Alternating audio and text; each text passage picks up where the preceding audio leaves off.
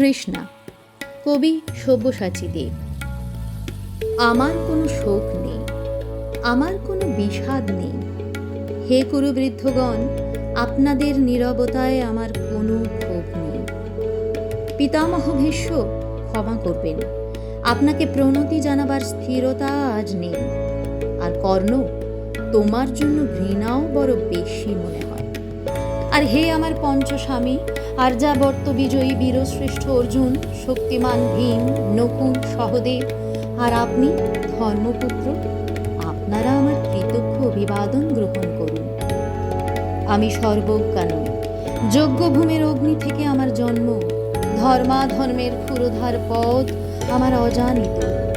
আর্যপুত্র, আপনার বিচার তাই আমার পক্ষে দৃষ্ট। আপনার কোনো বিচলন নেই, আপনার ধর্ম আপনাকে রক্ষা করেছে বিকার থেকে। কৃতজ্ঞতা জানান সেই ধর্মকে। ভীমসেন, তোমাকে আমি ভালোবাসা দিইনি কখনো, তাই তা ফিরেও চাইনি। শুধু তোমাকে আমার জিজ্ঞাসা ছিল ফাল্গুনী, ঊর্ধ্বচারী মৎস্যের ছায়ালীন চোখের থেকেও দুর্লক্ষ কি দুর্যোধনের বুক? বলো সত্য করে, প্রেম নয়, শুধু পৌরসের আস্ফালনে ছিল পাঞ্চালী বিজয়ের পটভূমি? মিথ্যা প্রশ্ন। আমি জানি তোমার কোনো উত্তর নেই, যেমন নেই কোনো ভালোবাসা। তোমার শুধু আশা আছে।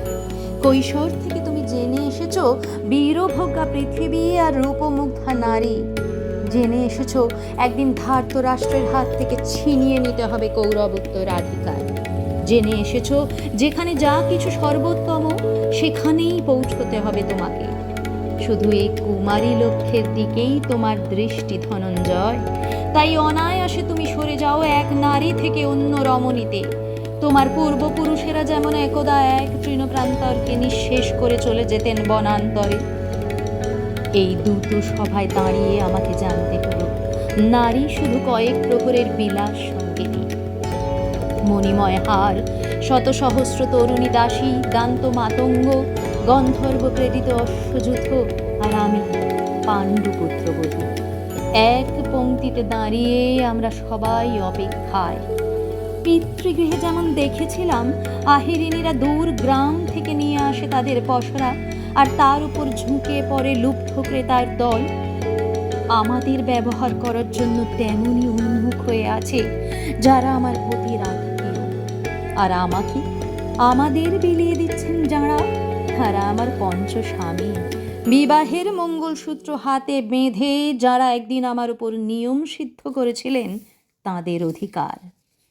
না, শুধু এই রত্নমণ্ডিত সভাগৃহেই নয়, আরও আগে আমাকে জানতে হয়েছিল আমার কোনো বাসনা নেই, নেই কোনো নিজস্ব ইচ্ছা।